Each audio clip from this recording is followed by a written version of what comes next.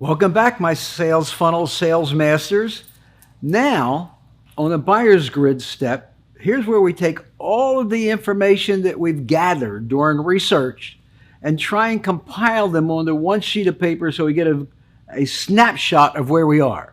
And in fact, here's where we're going to make a decision as to whether we play or not. So if we don't have a high probability of success, why should we go through the effort of trying to do a proposal and go through the presentation process and all of that? Because it's at the completion of the research phase where we're going to make a decision as to whether we engage further. So the buyer's grid, snapshot. You have it in your handout across the top. The players, the economic buyer, the process owner, generally purchasing, the problem owner, the person that has to live with the decision, inside influence and outside influence. Inside influence would be somebody who might have the ear of the CEO, but is not actually on the official committee. The outside, I'm an outside influence to most of my clients, meaning I don't even work for the company, but when decisions are made revolving around my expertise, they will ask me for my opinion quite often. So the goal is, I don't care what you call those people on the left-hand side under the buyer type, as long as you've identified who are all the players. Now, they fall into one of four categories. They're either your champion, meaning they would vote, if the vote was coming down today, they'd vote for you. They're your enemy, they'd vote against you. Neutral means they haven't made a decision one way or the other. And by the way, very few people are neutral. Think about Republicans and Democrats.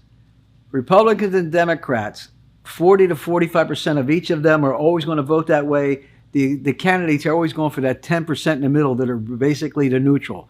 Most people have already predetermined what they're going to do. So don't put neutral if you don't know.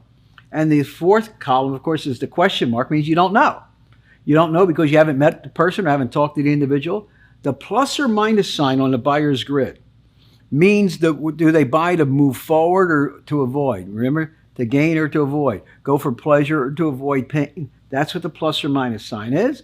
What is the disc profile of these individuals? And by the way, if you've never met the individual, it's pretty hard to have their disc profile.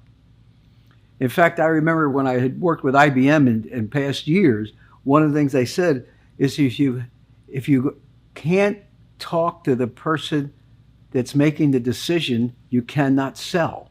So they refuse to even play without having access to the economic buyer, which is something that I would highly recommend you start taking into account for your own deals. How many deals have you sold when you've not had access to the economic buyer? And was it worth the effort for the number of deals that you lost? Something for you to answer, not me. The objection.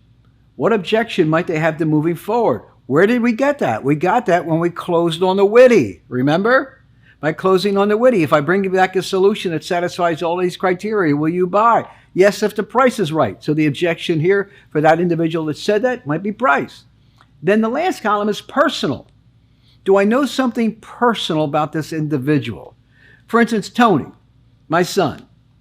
If you were trying to sell Tony and did not know that he was the lead singer in a rock band and wrote for the lyrics to 40 songs, you wouldn't have a total picture of him.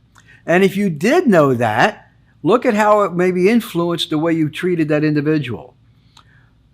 How many people that you sell to are coaches of their little league girls soccer team or their boys t-ball? And if that's one of their passions, how important would it be to know that? If someone's got a charity that they're passionate about, how would it be to know that? I have a client that was big into sports, was a football coach in high school, and was very successful at it. And so knowing something personal gives you a little added information. So, do I know all the buyers and all the players? Do I know where they're positioned mentally, champion, enemy, or not? Do I know whether they buy to gain or to avoid? Am I sure their disc profile? Do I know what their dominant buying motive is? Remember that I got that when I 3D'd them on the witty, I got their dominant buying motive. Do I know their likely objection? And do I know something personal? Now, if I can answer all of these questions, now I can make an intelligent decision as to whether I'm going to play or not. And in fact, I've created a success probability formula that we may share with you in future modules. But I've created this success probability formula with 25 or 30 criteria, and we plug in the answers to those criteria, and it pumps out a probability of success. And if the probability of success does not exceed 50%, then I don't play. And you put a different weighted value on it. Let's say access to the economic buyer might be a +5. No access might be a -5. Have we any experience in this industry? No, that might be a -2. Really a great reputation in this industry, a +3. When you create a success probability formula, you want to run 50 wins through it and 50 losses and see if the formula would have predicted the outcome. That way you'll know whether you have an accurate formula for predicting. All of you, I know, have a pipeline, and your bosses want to know what's the probability of closing. I also know, since most of you are high I's, you're doing one of these. I think it's 75%. I think it's 80%. Come on. Where are you getting that percentage? Give me some hard facts of why you're choosing what you're choosing.